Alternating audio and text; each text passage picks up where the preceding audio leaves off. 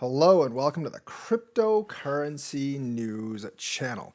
So, this CoinDesk article we're going to talk about, it's going to be very interesting, and we're going to tell you who the main perpetrators are in this whole FTX case. You might have heard about this, but we know that in the Bahamas, Sam Bankman-Fried had roughly a gang of 10 people that lived in the penthouse. However, there was 5 people, well 4, plus Sam Bankman-Fried himself, that is most responsible for the FTX mess.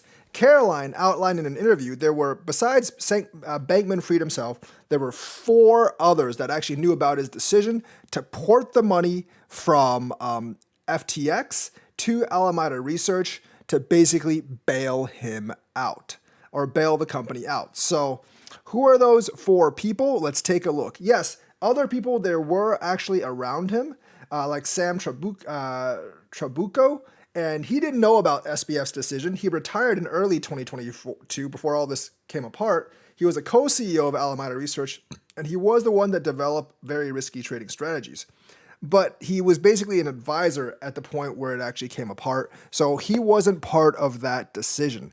But since he did develop very risky trading strategies, he is culpable.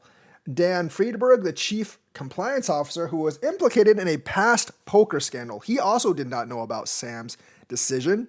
But, hiring someone that was implicated in a past poker scandal to be your chief compliance officer, I don't know about that decision. Seems a little suspicious. There was Ryan Salam. Now, he actually made news because he was donating $20 million to the Republican Party. Openly. Now, SBF did actually say in the interview that he donated about $40 million to the Republican Party via a loophole in Citizens United on dark money. So he actually donated about the same to both parties.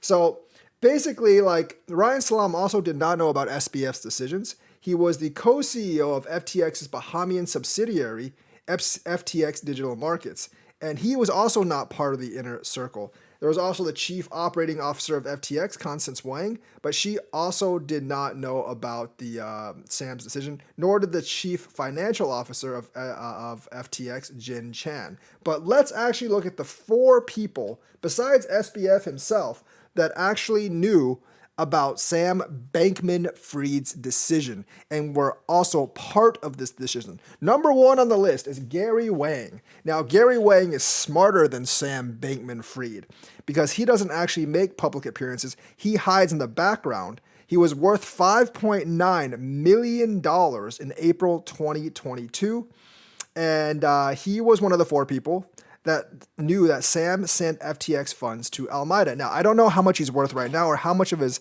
wealth was actually trapped in FTX, but I'm guessing that his wealth has gone down significantly since April of this year, just like Sam Bankman-Fried. He was a childhood of SBF, and he's the co-founder of Alameda Research and FTX. So Gary Wang, I think he was actually helping SBF do his diabolical scheme. And I think he might have been the closest one to SBF in terms of essentially carrying out this scheme. He's an ex-Googler, but basically he actually started FTX with Sam Bankman-Fried in a 3-bedroom Berkeley apartment.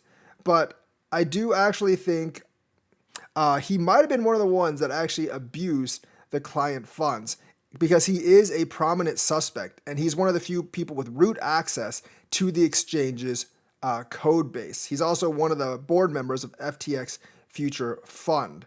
So essentially, yes, he knew about it. But there's not much known about the mystery co-founder. It seems like SBF was definitely the front man, the face of the company, but Gary Wang was definitely working in the backgrounds and he definitely knew about the decision and probably aided in the decision. Number 2 is Caroline Ellison. Caroline has given an interview. She was SBF's former girlfriend and the CEO of Alameda Research. and she's a colleague of SBF at Jane Street. She famously does not like to use foolish things like stop losses, and in fact, rather just lose all the money instead of use stop losses. So she is a colleague at Jane Street. She definitely knew about SBF's decision, and she actually told in an interview that she knew that Alameda Research was essentially insolvent after, both Alameda Research and FTX were both insolvent after Sam Bankman-Fried ported all of FTX's funds to Alameda Research. So that's Caroline Ellison. She is the former CEO of Alameda Research, and she is a colleague of SBF at Jane Street. And she was also the one that lost a lot of money in the Terra Luna fallout because I think she and SBF forgot that they lent a lot of money to 3AC and Celsius, so they lost all that money. So they had to get FTX to actually bail them out. So she was definitely one of the dirty five. Gary Wang, Caroline Ellison so far. The third one is Nishad Singh, and he was the director of engineering, best friends with Sam Bankman-Fried's brother in high school.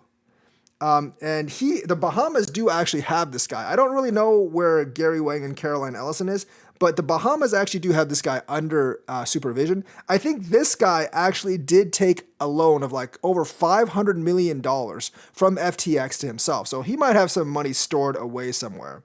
And we know that he was involved because he was definitely one of the 3 people that actually controlled the keys to the matching engine of FTX exchange. So he was definitely fully in the inner circle. He had the super keys and he was definitely in the plot as well. But now he's under custody in the Bahamas. So these are the 4 people besides SBF who should most definitely go to jail. If you haven't watched Legal Eagle's video on the legal implications of this stuff, I'm pretty sure there's a lot of stuff, like a lot of fraud going on here, and these people were well aware of it, starting with just wire fraud. The last one is Ramik Arora. He is the FTX product lead, and he is the lieutenant of SBF. He was also named as one of the 4 people that actually knew about SBF's decision. Now, if the CEO does a decision like this, and you know it's fraudulent, you need to inform the authorities. So just the fact that they knew and didn't inform the authorities makes them culpable for litigation. So, there were like 5 or 6 other people that were living in the penthouse, but they didn't actually know. Carolyn said her and these 3 others knew about SBF's decision. So if anyone needs to go to jail, it's these 4 people. So let me know what you think about this. Like and subscribe, hit that bell notifications button, and I will see you guys later.